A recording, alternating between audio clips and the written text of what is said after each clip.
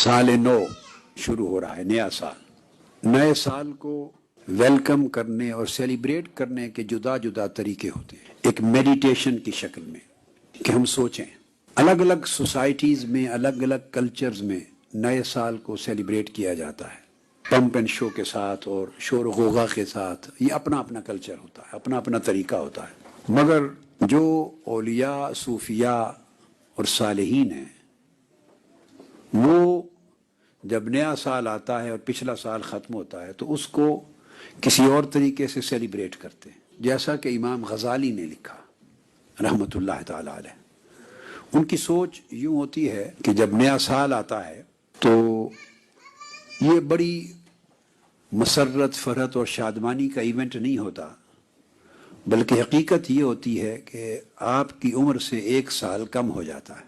आप खसारे में चले गए हैं। जो जो अगले साल यानी मुद्दत और ज़माना बढ़ता है, हम खसारे में जाते हैं, यानी हमारी उम्र का एक साल कम हो गया। अब एक साल कम होने का माना क्या है? उसका माना ये है कि अगर उम्र का जो हिस्सा गुजर गया, अगर हमने उसमें ज़्यादा कमाई नहीं की आखिरत के लिए, जो एंडलेस लाइफ आने वाली है, एवरलास्टिंग ज़िंदगी आने वाली है, अगर उसके लिए हमने स्पिरिचुअली अर्न नहीं किया तो वो हिस्सा हमारा लॉस का हिस्सा है। जिसमें अर्निंग, जिस बिजनेस में अर्निंग ज़्यादा न हो, बिजनेस के उस हिस्से को आप कहते हैं कि लॉस हुआ। तो अगर हमने अर्न ज़्यादा नहीं किया तो इसका मतलब है जो हिस्सा ज़िंदगी का गुजरा वो लॉस में गया। तो एक साल और बढ़ने का माना ये हुआ कि लॉस का जो हिस्सा है वो बढ़ गया, और अब बाकी ज़िंदगी जो बची, जिसका कुछ अंदाज़ा नहीं है, मालूम नहीं वो कब ख़त्म हो जाए, मगर इतनी बात डेफिनेट है कि उसमें से एक साल कम हो गया। अब वो अर्न करने के लिए बकाया हिस्सा बच गया। अगर हम संवर गए, हमने अपनी लाइफ में चेंज पैदा कर ली, तो अब सोच ये है, कंटेम्पलेट यूं करना है कि अगर हम अपने आप को तब्दील करने पर और आखिरत के लिए बेटर अर्निंग्स के लिए तैयार हो जाएं, तो हमारे पास अब जो मोहलत पहले थी उससे एक साल कम रह गई। तो अर्निंग्स के लिए टाइम कम रह गया और लॉस का अरसा बढ़ गया। ये एक नए साल को सेलिब्रेट करना, कॉन्टेम्पलेट करने की शक्ल में, मेडिटेट करने की शक्ल में, अपने हवाल पे रिफ्लेक्ट करने की शक्ल में, सोच विचार और तफक्कुर और तदब्बर की शक्ल में, ये एक तरीका है। औलिया कराम तो यूं कहा करते थे कि अगर एक साथ भी गुजर जाए और आप उसमें अर्न नहीं कर सके तो वो भी एक लॉस है कि ज़िंदगी से वो एक लम्हा निकल गया। और यही फिलॉसफी सूरा वल असर में है। हमने कभी इस बात पे नहीं सोचा कि ज़माने की कसम खा के अल्लाह रब्बुल इज़्ज़त ने इंसान के खसारे में होने की बात कर दी है। अब दो चीज़ों में जोड़ क्या है, हमने आम तौर पे इस पे गौर कभी नहीं किया। ज़माने का और इंसान के खसारे में होने का आखिर कोई रब्त तो होगा ना, कोई मानवी रब्त होगा।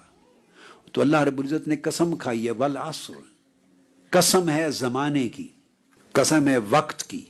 तो ज़माने की कसम खा दी, उम्र रवां की कसम खा दी, और साथ कह दिया इन्नल इंसान लफी खुस्र, बेशक इंसान खसारे में है। There is no doubt about it कि इंसान लॉस में है। अब क्यों ज़माने की कसम? तो उस ज़माने का लिंक इंसान के खसारे में होने से क्या है? वो यही नुक्ता है जो मैंने इब्तदा में अर्ज किया। रब्बे कायनात फरमाता है ज़माने की कसम, यानी बंदे को कॉन्टेम्पलेट करने की और इस बात पे रिफ्लेक्ट करने की दावत देता है कि इस ज़माने का जो तसलसल है, कंटिन्यूटी है, इसकी जो रवानी है, इसका आगे गुजरते चले जाना, इस पर गौर करे इंसान। इस ज़माने की रवानी की कसम है कि तू खसारे में चला गया। ज़माना तो रवां है मगर तेरी उम्र पीछे अब उम्र रफ्ता बन गई।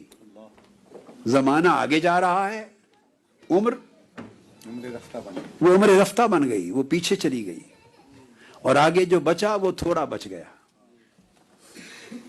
جب تھوڑا بچ جائے تو اس کو خسارہ کہتے ہیں، جب تھوڑا بچ جائے تو خسارہ کہتے ہیں۔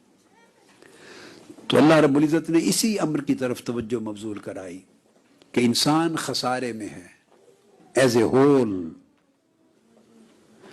پھر اس میں ایکسیپشن کریٹ کیا، الا الذین آمنوا وعملوا الصالحات وتواصوا بالحق وتواصوا بالصبر، سوائے ان لوگوں کے جن کی زندگی 4 ستونوں پر قائم ہو، وہ خسارے میں نہیں ہیں، انہوں نے اپنے آپ کو لاس سے بچا لیا اور وہ بینیفٹ میں رہے، فائدے میں رہے، جن کی زندگی 4 پلرز پہ قائم ہے۔ وہ کون سے 4 مین پلرز ہیں جو انسان کو خسارے سے بچاتے ہیں، یا جن کی زندگی میں 4 مؤثر ایفیکٹو فیکٹرز ہیں، ڈیسائسو فیکٹرز ہیں، جن کی زندگی ان ڈیسائسو فورسز کے ساتھ ایوالو ہوئی اور ایوالو کرتی ہے، وہ خسارے سے بچتے ہیں۔ ان میں پہلا ایمان، کہ دیکھنا یہ ہے کہ بندے تو نے یہ جو زمانہ گزرا اس میں ایمان کو کتنا مضبوط کیا۔ والعصر، جو قسم کھائی ہے زمانے کی کہ زمانے کو ایک آئینہ بنا کے دیکھ اور اس کے اندر جھانک اور دیکھ کہ اس زمانے میں جو تم نے گزارا ہے تو نے ایمان کو کتنا مضبوط کیا۔ وعمل الصالحات، تو نے اعمال صالحہ جو پائس ڈیڈز ہیں، ایکٹس آف رائچسنس ہیں، وہ کتنے گین کیے، اعمال صالحہ کمائی نیک اعمال کی کتنی کی۔ وتواصوا بالحق، تم نے حق بات کی نصیحت کتنی کی۔ اور نصیحت کا معنی یہ نہیں ہوتا کہ دوسروں کو نصیحت کرنا، ہم نے غلطی سے نصیحت کا معنی یہ بنا لیا ہوا ہے، یہ غلط ہے۔ آقا علیہ الصلوۃ والسلام کی سنت یہ ہے کہ جب وصیت اور نصیحت کی بات کرتے تو فرماتے اوصی نفسی و انفسکم، اور آج بھی خطبہ جب دیتے ہیں تو یہی کلمہ دہراتے ہیں کہ میں نصیحت کرتا ہوں پہلے اپنی جان کو، خود کو، اور پھر دوسروں کو۔ تو نے اپنے آپ کو حق کی کتنی نصیحت دی، کتنی ایڈوائس کی۔ اور نصیحت ہوتا ہے عمل کرنے کے لیے، اور جب دوسروں کو کتنا حق سمجھایا، خود اپنے آپ کو اور دوسروں تک حق کتنا پہنچایا، حق پر عمل کتنا کیا۔ وتواصوا بالصبر، اور اگر مشکلات آئیں تو نے صبر اور استقامت کتنا اپنایا۔ اگر یہ 4 ایکٹیو، ایفیکٹو، ایفیکیشس، ڈیسائسو فورسز ہیں، اگر زندگی ان کے ساتھ چل رہی ہو، ان 4 پہیوں کے ساتھ چل رہی ہو زندگی کی گاڑی، تو فرمایا پھر ایسے لوگ خسارے میں نہیں، جن کی زندگی کی گاڑی ان 4 پہیوں کے ساتھ چل رہی ہو، ایمان، عمل صالح، نصیحت اور صبر و استقامت، ان 4 ویلز کے ساتھ چل رہی ہو، 4 ویلز ڈرائیو اس کی اگر ہے تو پھر وہ گاڑی والا خسارے میں نہیں ہے، وہ اچھا ڈرائیور ہے۔ اور جس کے پاس یہ 4 ویلز نہیں ہیں وہ ایکسیڈنٹ ہو گیا ہے، اس کی لائف کا، اس کا ایکسیڈنٹ ہو گیا ہے، اور اس کو معلوم نہیں کہ اس ایکسیڈنٹ کا انجام کیا ہوگا، وہ بچے گا نہیں بچے گا۔ یہ رات جو نیو ایئر ایو ہے وہ ہمیں کنٹمپلیشن کی صورت میں سیلیبریٹ